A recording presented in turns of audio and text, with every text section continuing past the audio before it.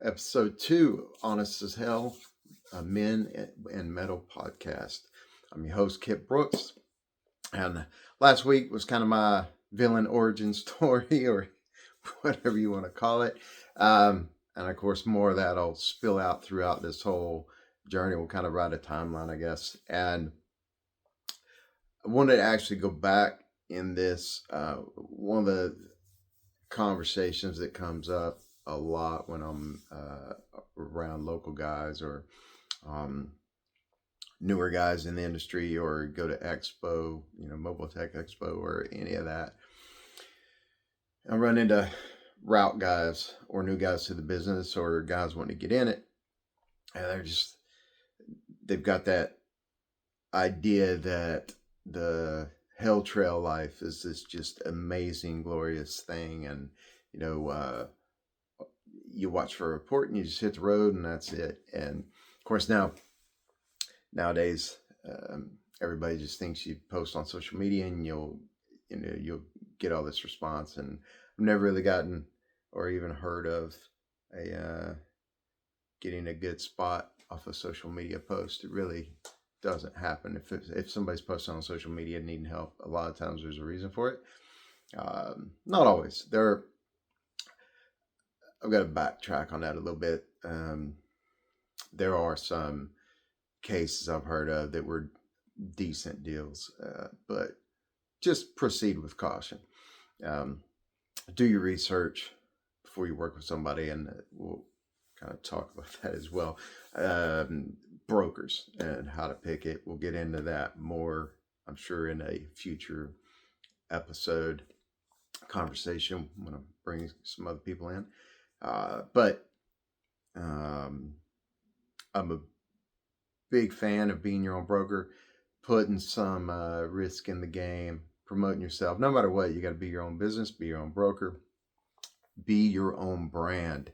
And, I after all this time in it, and even though I took more or less took retirement, a sabbatical or whatever for about 5 years, I still turn down more work than I get, or more work than I do, way more work. And that goes for local work at home as well as on the road. Um, but I put in the time, I put in the reps, and made the contacts, did the networking, all the things. And still, though, with that said, there's still plenty of times where I want to get to work, and no one I know has any. None of all my wells are dried up or occupied at the time. So I have never been one to just rest on those laurels and just wait. If you are in a financial spot and you need money, or not necessarily need, but you just want it, you want to keep building that cushion, you've got to be active in this business. Now, there is challenges and there are obstacles that come with being too active on that, but you learn from it. In the very beginning, actually, let's step back over to the broker comment. I've had a lot of people ask me questions about this because I'm not the biggest proponent of working with brokers in the modern time we're in. And I've been questioned about that a lot. Brokers serve their purpose quite a bit. They take a lot of the risk out of the game for you, and that's what they get paid for. So you'll hear a lot of people just complain about brokers just because they're complaining about brokers. If they didn't have brokers, they would complain about something else, right? There's always something to complain about. And when I make comments that are seen as complaining or negative, it's not that. I don't rely on anyone else. I worked in the corporate world where no matter what, you're just a number. You're only as good as your last deal or the deal you're working now. And once that went away, you're gone. You didn't count. Like if you took any time off, if you just slowed your pace, all of a sudden you didn't count as much. And that's how I see how most brokers run it, and understandably, like, we live in a fast-paced industry. If you want to step into any trades business, you got to get in and hustle. If you're in the dent business and you're working local, you got to get out there and grind every single day. Your dealers are going to forget you the moment you stop showing up on time. Your customers, same way. With your marketing, you got to stay in front of them. You've got to be out there pounding the streets. I go to so many towns and I hear so many guys talking about it's such a flooded market and they can't get any work. Yeah, I show up to town and I've got people begging me to do door dings for them, and I don't do door dings. I don't travel to do door dings. Um, Certain cases, I'll make exceptions and I use it as a networking thing here and there, but I do not allow it. I will not pick up a dime. I will by stepping over a dollar. I know what I'm in town for, and door dings ain't it. Um, but every town I've ever been to, and I can say that straight up, I have never not gone to a town and within the first few days of being there have a waiting list of people wanting me to fix door dings for them, and I just shoo them away most of the time, blow them off, or I find a local guy to hand them off to. It's like I'm here and I can do that, but it's like shortly I'm not going to have time to. Right now I'm trying to build something, and then once I build it, I'm not going to have time for your door dings. So it's like it gets in the way. I know a lot of people that do not agree with me on that, but I I have way more evidence of it. And like say, I'm strategic with how I pick them and choose them, and I know if it's something I can get through smoothly, and you know there's a whole lot of pieces to it, and we'll get into that later. But because don't want to get too sidetracked on this topic, but I do want to clarify that brokers do serve a purpose in this. You can't work for brokers and complain about them if you're going to sit at home and not actually chase a storm. When I got in this, there was more chase to the game. We referred to ourselves as storm chasers. Everyone else I ever heard of did, even people outside this industry, and that's because there was action in that. It was a verb. We were going after it, and sometimes the very first storm I actually chased on my own, I knew no better. I was green. I was a rookie. I saw some hell reports pop up. They were, I think, about a 2.5 hour drive, maybe 3 hours from me. And I was excited because I knew I was close enough I could get there before anybody else. And I just hopped in the car and I took off. And I didn't know the area. That didn't matter. Still doesn't matter to me to this day, really. Um, but I wasn't hung up on the size of a town. I was in such a financial spot at the time. I was like, if I get one car every 2 weeks, I'll be okay. I'll be making more than I'm making now. And that was the attitude I went. I was like, it's close enough. I can get there, line up some work, and if I get one car out of it, it's worth it. I jumped in the car, this raggedy old '90s Explorer, and partway there, I barely had the gas to get there and back, and spend the day there knocking. Like, I was not in a financial spot. I was taking a big, big gamble that I could not afford to lose. Jumped in, rode there. I get about halfway in the trip, flat tire, and almost caused me a wreck. Got a little squirrely. Um, just that leak didn't blow out or anything. Just all of a sudden went flat and pulled over.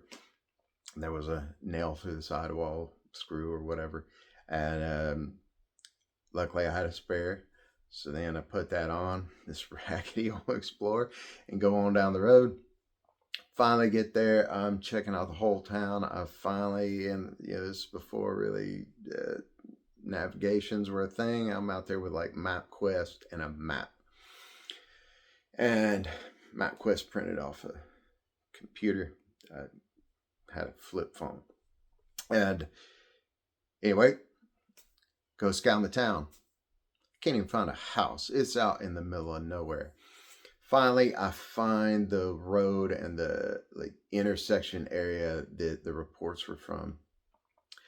And as I'm riding there, getting really close, and there's a gas station. It's the only gas station I've seen in quite a while. So I stop in there, and it's like, awesome. Gas station. Somebody was working. There's traffic in and out of there. There'll be traffic in and out of there today. Maybe I'll see some damaged cars. I can cold sell some, cold approach some people in the parking lot. Something. It's going to give me something. Like I had so much faith in it. And I go in this little, they had 2 or 3 gas pumps. And two, well, I guess technically 4.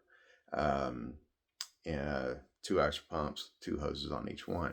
And I go in and I'm talking to people there. Nobody knows what I'm talking about. And then finally, this woman, it was near shift change. She's coming in from behind. Somebody from in the back. Somebody asked her, and because they could kind of, I think I'm sure they could just smell the desperation on me. And as they're telling me, oh yeah, I remember a storm, but I don't know where any hell hit. I didn't see any. They're seeing the life fade from my eyes because I'm realizing this was a huge mistake.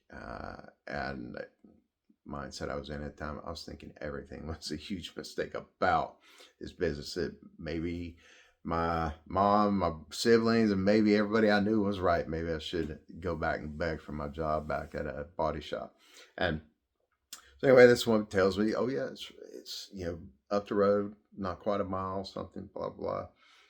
And then and I'm getting excited. The the light's coming back, and then she tells me, she's like, "You'll know it because it's here." And then all of a sudden, there's this big open field, and she's like, "And that's where it hit." And I know because I was driving through it. I said, "Well, where's your car?" And she points it out, and it's just this like old rust bucket thing. And I go out and look, and there's not a dent on it. Because I was like, at least if there's damage on that, even though I won't be able to fix it, because if she even had insurance, it's going to be total. This car wasn't worth $500. It was rattier than the Explorer I was riding in. So, but at least if there's damage, somebody else probably drove through it. And yeah, sure enough, she tells me exactly where it's at. And I drove out there, and there was no houses for miles. It was out in the middle of just huge farmland, and then fields and all that. I could see for quite a while, but I could not see a house. And I drove around almost crying and begging God, the universe, to let me find one. Nothing happened. And I leant back. That was the longest drive of my life, was the drive back. I felt, I took that very personal. I felt like I failed in every way because I drove around everywhere and I couldn't find a single car, couldn't find anything. And then also, I was not in a place where I could afford to gamble that tank of gas on just a dot on a map on a screen. And came back. What puppy? I don't even remember what happened after that. I remember not long after that, the Explorer that I had that was not mine, somebody was just loaning to me. With the idea that with the agreement I was going to pay them back once I got money rolling in. They had a situation come up and they needed it back. So I lost that. Like it was just, there were a lot of stumbles and obstacles along my path in this journey. But that situation made me really appreciate brokers. I was like, I just got to get in with those. It's like, I see the value. I understand they're putting the risk to get out there. And this is the risk that they are protecting technicians from. And so got home. I say went back to just pounding the streets around home, trying to scrape up work, trying to do whatever I could do. And I still, to this day, I'm 20 years in, and I will still get in whether I need to chase a storm or whether I need a storm or not. Just last year in Minnesota, I saw a storm hit, and it's like, well, my wife, the kids, and my kids have never been to Minnesota, and So they've been a lot of places. They didn't get to come with me when I was in Minnesota before. Any other times I've been there, we've never been there as a family. My wife and I have never been. It's like, let's take a road trip. Let's go on an adventure. And we jump in a car and we chase it. And it's like, if we find something, if we find it, we'll set something up on our own. Um, Even if it's a couple of cars, like just pay for the trip. We'll just have an adventure. That is the way we went after it. And wasn't the storm for a chaser to really set up, at least the areas I went to. And then I've got some local contacts up there and got an offer while I was scouting the area and just decided to take it. Uh, and that worked great. But I believe very much in taking the risk of chasing a storm. Not just because if you strike gold, strike oil, you're going to cash in much better than going through somebody, obviously. But it's going to make you appreciate this game even more. It's going to give you a better understanding of it. I wish, I hear a lot of complaints in today's business about retail brokers, about sales guys and stuff, and I get it. And like a lot of the brokers I see that are a challenge are the ones who never tried to be a tech. They got brought in by sales guys underneath a retail broker, and they want to start their own thing, and they don't have the same appreciation for the technician side of it. They don't know how challenging it is to learn this skill set.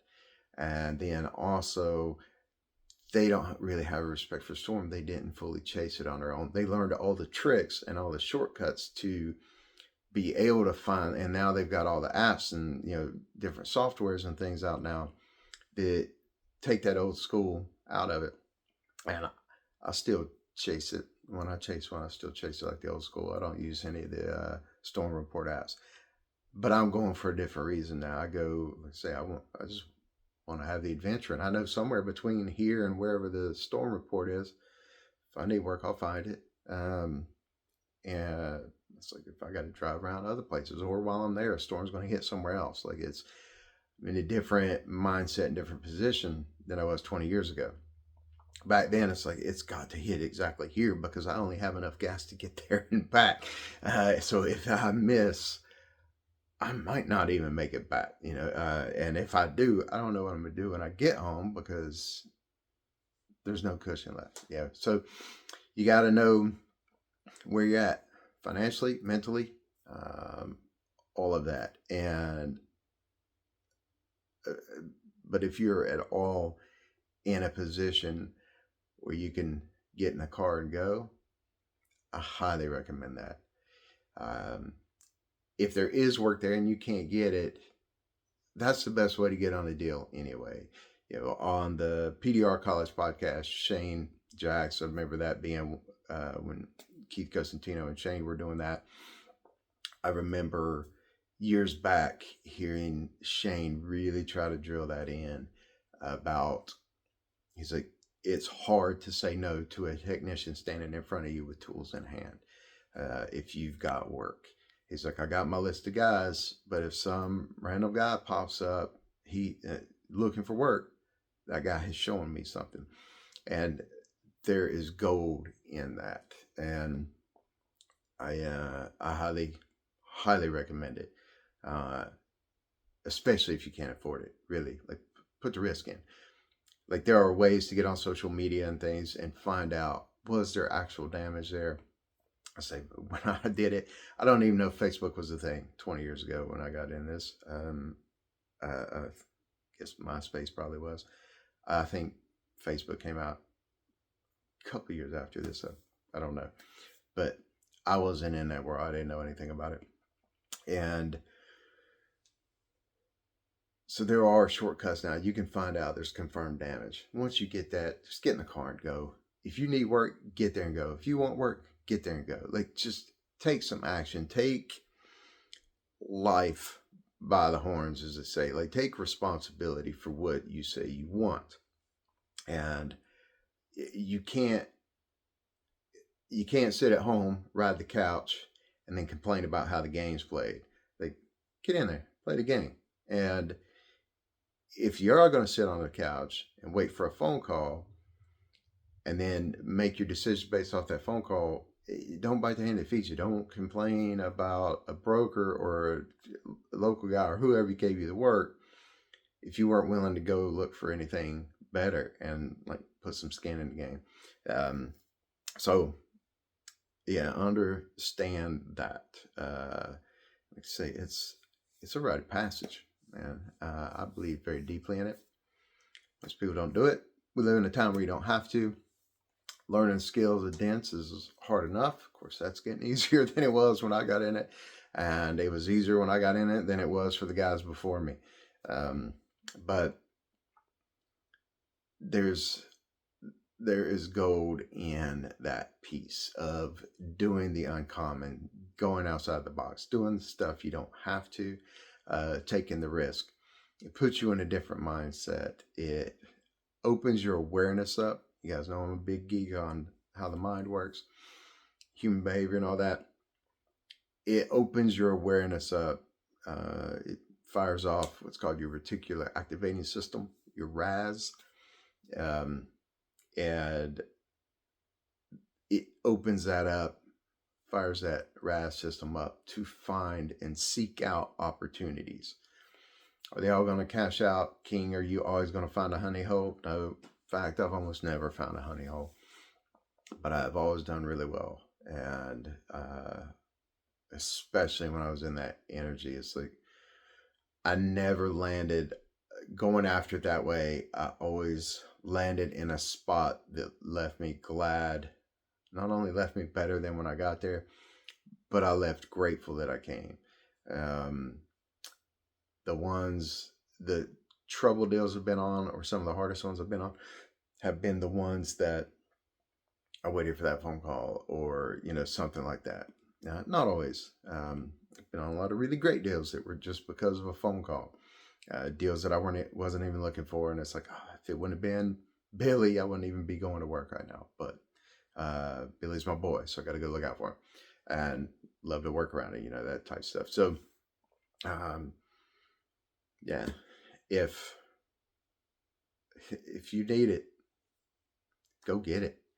And if not, don't complain about not having it. And like, I use this to screen people. I remember, back to Keith Cosentino, back to PDR College Podcast. I remember him giving me an idea of the way he would have people apply for a job. He would, at the time, for certain positions, different things he was working on, different projects, he would give them he would come up with a task to screen them. And if they didn't do that, he's like, well, I'm not even going to consider them because they wouldn't even do the simplest of things. I was like, that's brilliant. I'm going to apply that. And, I've had so many guys approach me at like the expo or when I'm on this road on a storm, or when I'm just out helping somebody at a lot or walking around town. If I've got a dance shirt on, I'll have guys come up to me. It happened to me literally 4 or 5 days ago.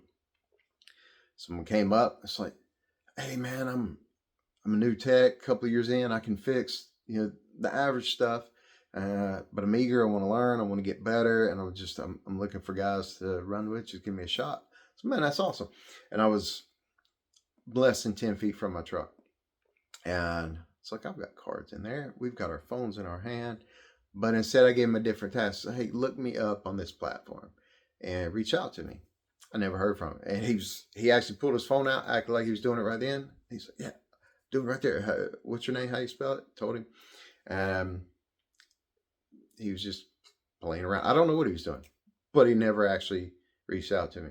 And so, cool. Like, I would have totally given him a shot right off the bat. He lives in my area. Like, I'd have given him a shot.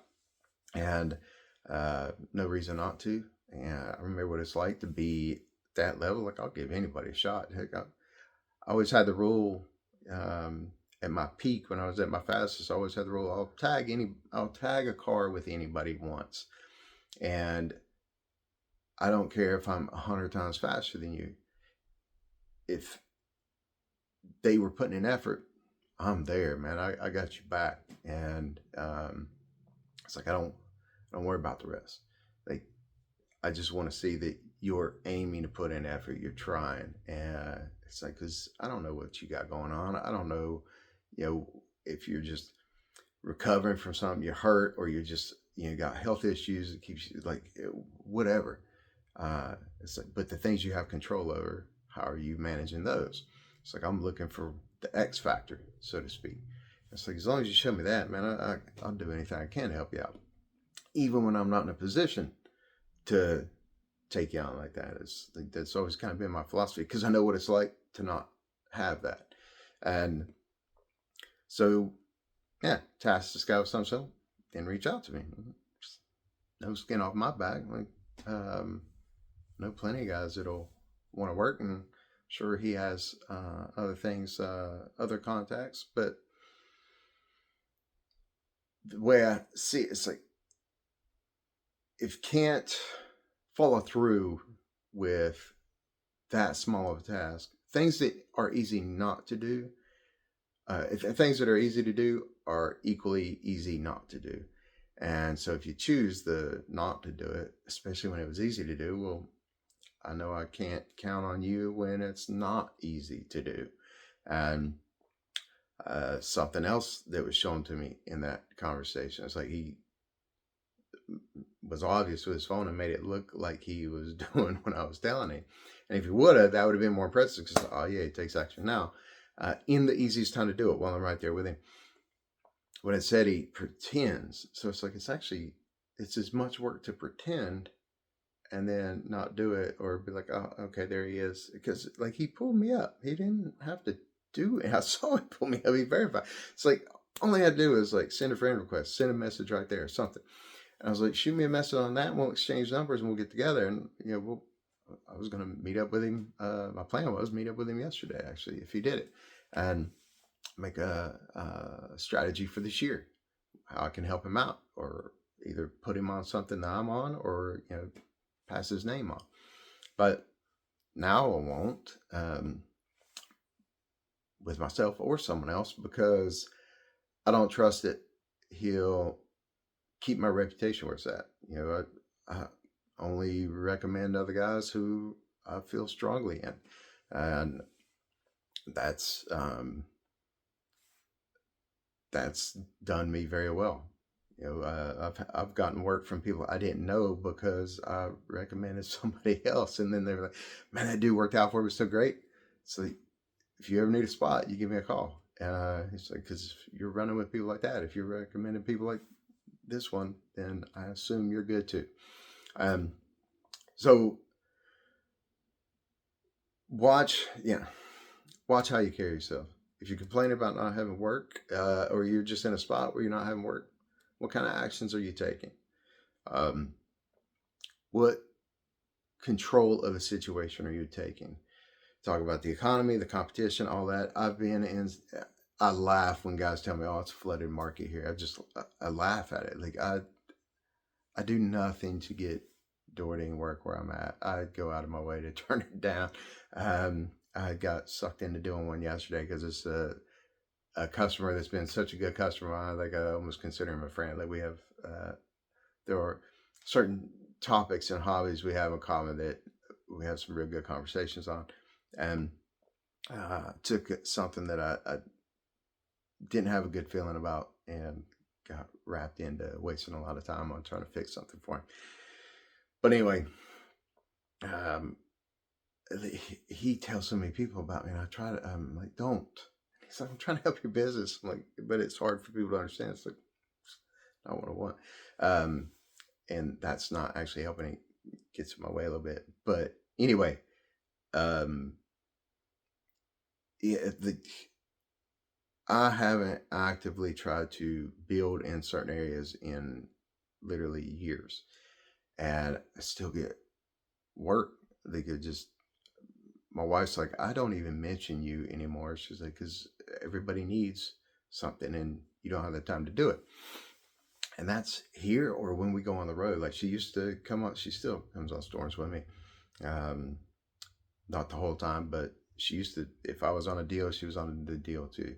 and she would go out and network for it. And she's like, I'm going to stop because you don't have enough time to do all the work I'm getting. You don't have the time to do the work you got, much less the work I'm bringing to you.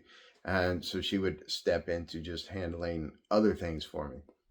And anyway, um, and that's, let's see, if there's a hailstorm regulator there, it's a flooded area. But every market I've been to, even the one I'm in, we're one of the most flooded markets. Charlotte area is horrific with the amount of dent guys here and paint guys and interior guys. Dent Wizard's main interior hub. They bought the interior company here that started Dent Wizard having interiors. And that's all right here.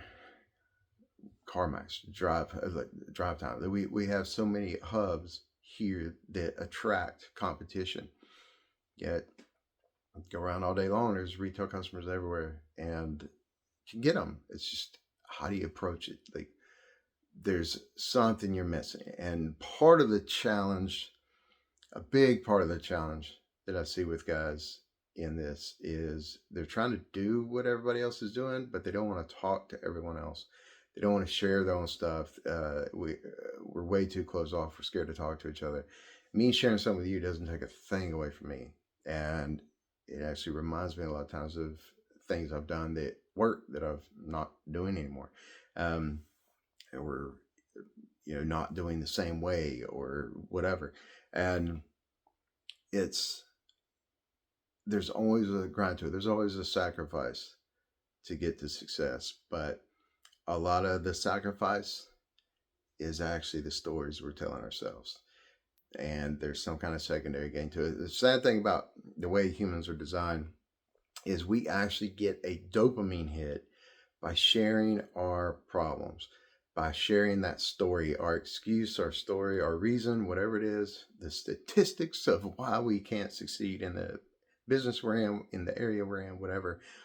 We actually get a dopamine hit from that. Then, just from the act of doing it. Then, when we share it with people and they give us some, encourage, like, oh, it's okay, buddy, or, a shoulder to cry on, or they pat us on the back, or they're like, oh, yeah, me too. And they share their stuff. We get more of a dopamine hit from that because we're feeling like we're connecting. And then, from all these dopamine hits and sharing it, it's kind of a blow off valve. And it relieves some of the pressure. So we never quite reach that point of pain where the pain is enough to fire us up to go after what we want or what we say we want. There are two motivators, pain and pleasure. We are designed in such a way, pleasure will never be the same level of motivation as an equal amount of pain. I can offer you $1 million and you're not going to move towards that as much as if I line up 5 military tanks and a shooting range, a firing squad at you and tell you to run the other way, like in the same direction as the $1 million. It's not going to happen. It's how we're designed.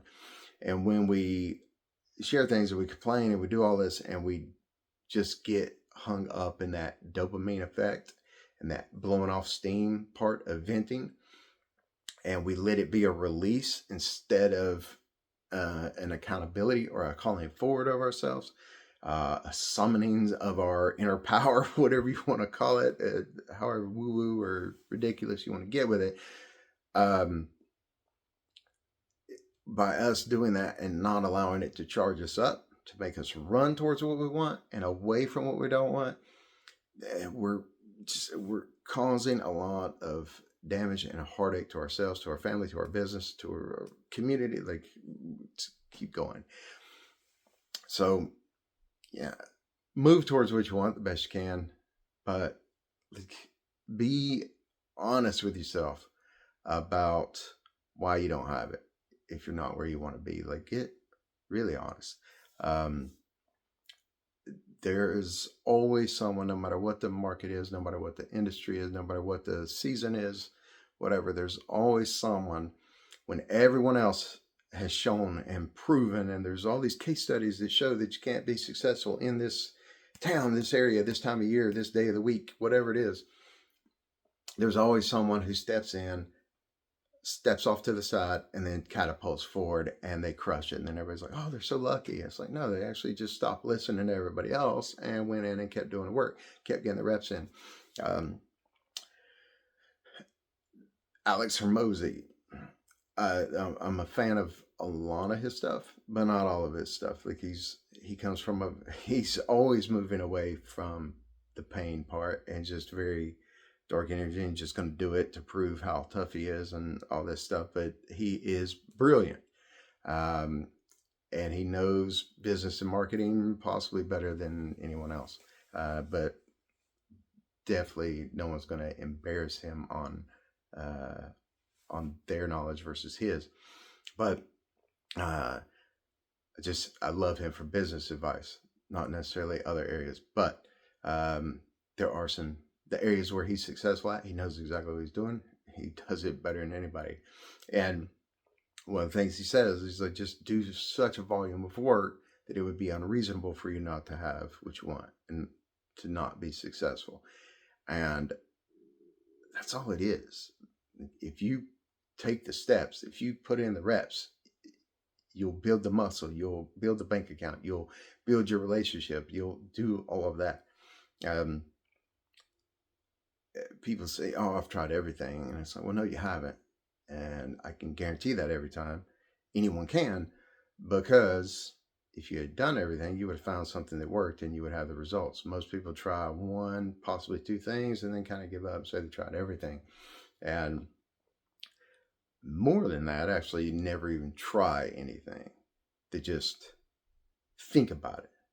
And, Einstein made it famous doing thought experiments, but uh, we're not Einstein. And this is not the world of physics. But we can take a lot of that. There are things we can play out and we can build strategies off of. But Einstein still got in the lab and did some math, and he still scribbled things out, and he still, like, there are steps he still took. He just came up with his ideas and he played a couple scenarios out, and then he picked the best path, and then he went towards it. And then if what did work, he kept. What didn't work, he trimmed away, and he found something else and he applied something else. We got to do the same thing. And if there are 8 billion people on the planet, and if there are 100,000 dent guys, well, guess what? That's 80,000 customers each. If we can't make it in half that, if there's only 40,000 customers each, if we can't make it with that, what the heck are we doing? Because by the time you repaired a vehicle for 10,000 of them, the first 4,000 are going to have dents again. Okay, so if you're going to blow things out of proportion, blow it out on both sides and then meet in the middle, because you'll find more times than not the truth is closer to the center than it is either extreme that everybody's trying to get you to look at. But we'll go into more of this, I'm sure, in future episodes. But I'm going to leave it kind of right there. So, and thank you guys so far for the feedback already getting. Just when I mentioned the idea of this, really just kind of showed a logo to people and everybody jumped on board. So the questions, everything, as you send them in, I'm going to answer every single one in this. It's coming along. I'm setting up, I'm scheduling more and more time to be able to record. So we'll be dropping all of that out as we move forward. Just be patient and keep sending it in. And it's been great. See you guys next time.